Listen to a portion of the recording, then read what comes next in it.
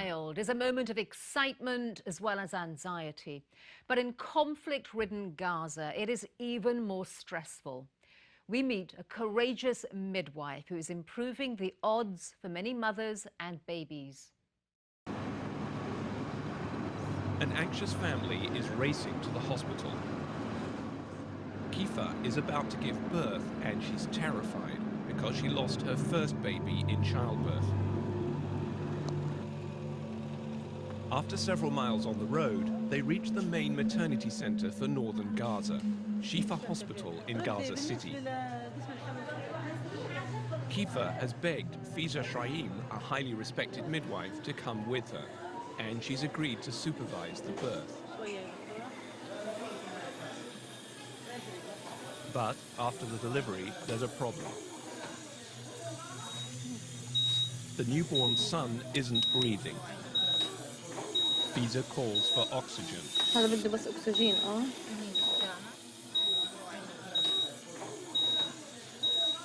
Fiza Shaim has handled life and death situations before. Many times. Conflict is familiar to everyone in the region. Dozens of clashes happen every year. Palestinian militants fire rockets, as in this attack on the town of Sderot in Israel. And Israeli forces strike into the Gaza Strip, using artillery shells and aircraft. These clashes leave some pregnant women in an impossible situation. For days at a time, it can become too dangerous to venture out onto Gaza's roads, especially in areas near the Israeli border, like Beit Hanun, Fiza Shaim's home village. When anybody needs my help, I'm not afraid. I rely on God and I do it, because this is a humanitarian service and I want to help. Fiza's daytime job is running the maternity center at Shifa Hospital. But after her work is done, she also provides a lifeline to her neighbors, especially when they can't get medical help.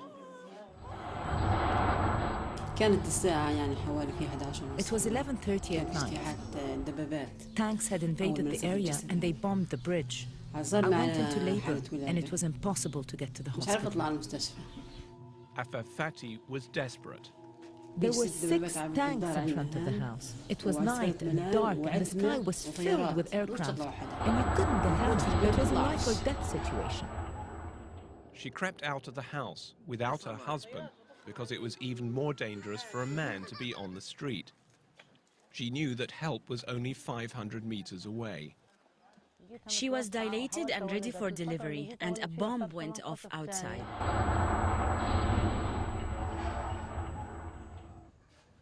Fiza had set up an emergency delivery room in her own home. Fiza's kids were at the gate listening to the shooting, and I yelled out to them, "Who's there?" The kids were scared out of their wits. Fiza went to work by candlelight since there was no electricity.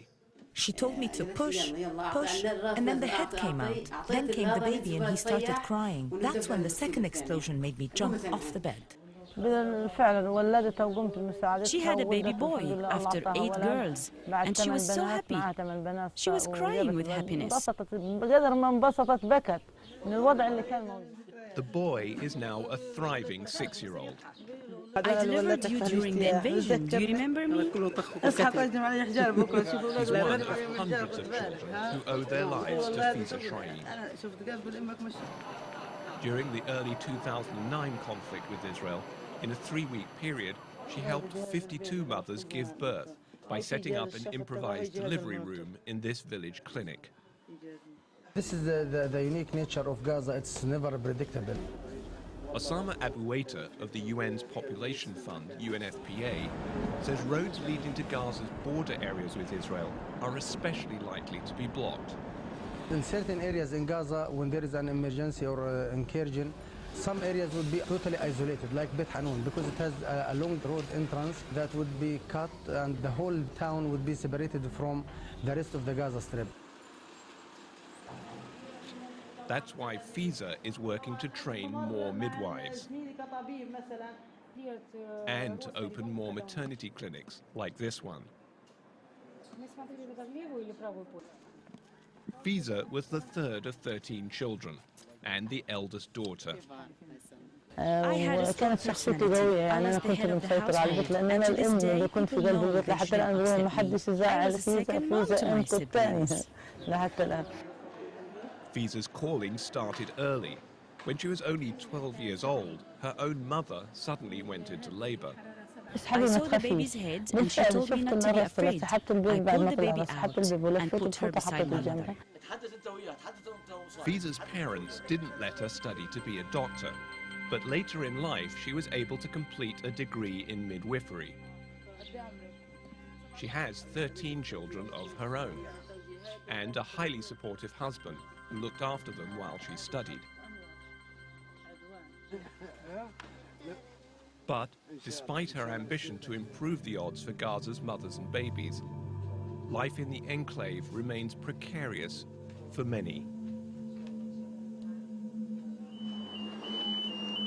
And Gazans have become hugely dependent on international aid.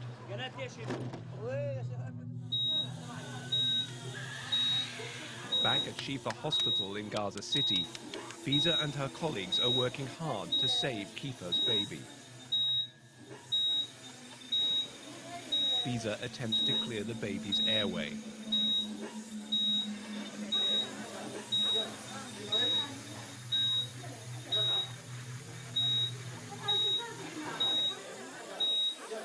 Then, the baby takes its first breath.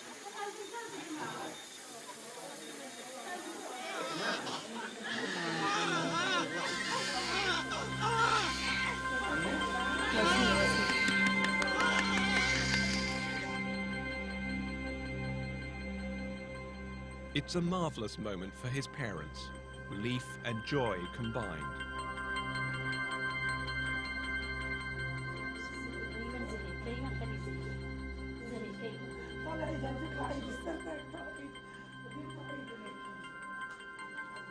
Fiza Shraim's life and work, which has now been recognized by an international award from the UN Population Fund, is about ensuring that even more of Gaza's families can experience such moments. It is the greatest pleasure for me when a woman's baby is healthy and well. What more could anyone want?